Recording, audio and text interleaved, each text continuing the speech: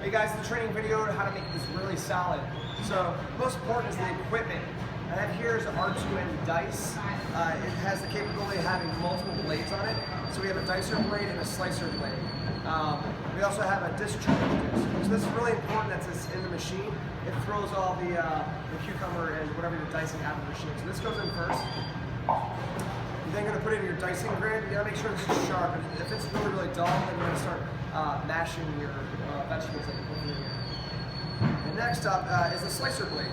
So this one's actually borderline right here, and it's actually good that you guys are seeing this. So if it ever gets really dinged up or chewed up, we need to replace that. So this piece right here is like $3, but you can change them out whenever they become really dinged or garbled. And this is really on the fence, so we should be replacing this pretty soon. That's going to give you really clean cuts where it's really sound. So I'm going to put that on. I'm just going to hand tighten it. Not crank it down, just hand tighten it. We'll put the top on. Alright, so our unit of measure for is really solid is a third pan. I always reference the 4-quart line, which is this little rivet here. I don't even call it rivet, but this line here on the third pan is 4 quarts. So the recipe is basically written in 2.5 quarts and 1.5 quart. But what it is 2/3 of the way up with cucumbers, 1/3 of the way up with tomatoes. I'm going to use these to measure as I go. So if I need to make 2 third pans of Israeli, I'm going to dice 2 third pans of cucumbers. If I got 6 or 7, I'm going to have 6 or 7 third pans out here, dicing them in order, so I'm not wasting dicing too much, right? So I'm going to turn the machine on. Right? It should hum just like that. If it sounds like it's screeching or grinding, some of the stuff in there is hitting each other, and you shouldn't look at, right? But you should essentially not hear it at all. For speed, you do 3 at a time.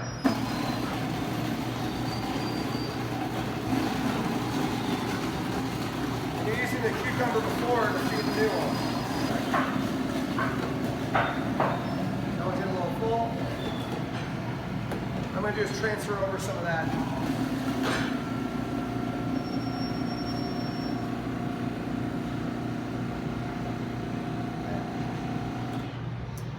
So actually dice probably a little too much. I can go into another third pan.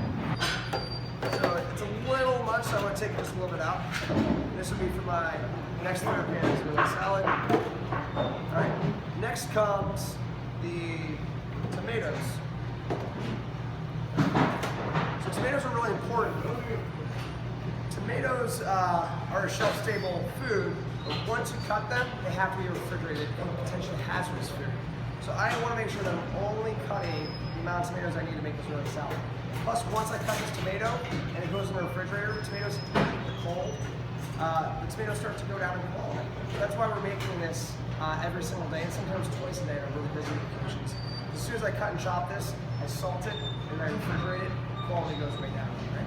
So I'm going to use my tomato shark. You're churning it, letting the teeth and the tomato shark do the work. You're scooping out that core. I would do maybe 5-10 tomatoes at a time, just enough so that when you get to the end of it, you're measuring the last few that you need to cut, so you're not over-cutting any, right? So we just want to cut exactly what we need. So we're doing this by hand. We're not using the R2N dice to cut our tomatoes. The R2N dice will essentially gnaw up and make a spatula out of the tomatoes. So we're going to hand dice these real quick.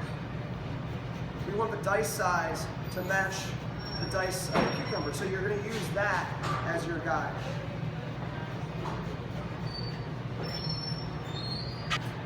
Add the tomatoes to the third pan.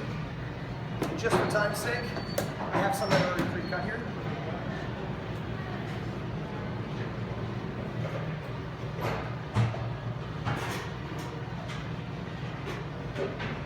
And your Israeli is going to shrink a little bit after you salt it. So you want to make sure it's right up to the line, not kind of sitting like this in the pan, but it's right up to that 4-quart line. So you'll see it's about 2/3 cucumber, 1/3 tomato. So if I'm making 2 third pans of Israeli, or I'm making 10 third pans of Israeli, all my third pans are lined up like this. I'm going to take my salt, put it right on top, right? So it's really important, that's not a tablespoon of salt. That's not a tablespoon of salt. It has to be completely level, right? They're 2 different measurements. Measure my salt right on top.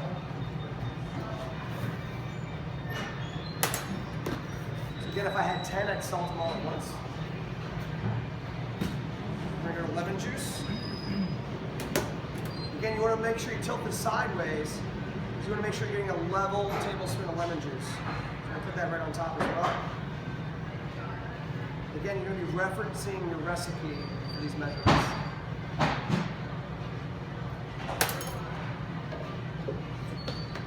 Now here's the really important piece. So now we got to mix it. You're going to take a full pan, plastic full pan. You're not going to, you can only mix 1 to 2/3 pans at a time. If you're mixing 3 or 4, it's too much. You're not going to be able to adequately mix these really salad. Right? So if I have 4, I'm going to do this twice. If I have 3, I'm going to do this twice. If I have 5, I'm going to do it 3 times. All right? You guys get it. All right. So at this point, you want to make sure you're using your fingers almost like a pitchfork, right? You don't want to smash the tomato salad. It's very delicate. And I'm basically just getting underneath it, either like sifting it like that, or I'm turning it over. You want to be very, very delicate with it because it's a very fragile salad. You can see me, I'm just going to kind of mix it up, let it fall. But what I'm looking for, whether I'm making it myself or if I'm a manager looking at somebody else making it, I'm looking to see how well it's mixed. So if there's huge clumps of tomatoes and huge clumps of cucumbers and not evenly dispersed, that means that salt and lemon juice on top wasn't evenly mixed. So that's what I'm kind of looking for. I'm judging how well that stuff is distributed and mixed up. So turn it over. So what's the next step? Taste it every time. How do you know what you're making is right unless you taste it? So I want to make sure that I taste it, and it tastes amazing, right? It's lightly salted, and it's got a little bit of acidic punch roll in it. And that's it. That's a very simple Israeli salad.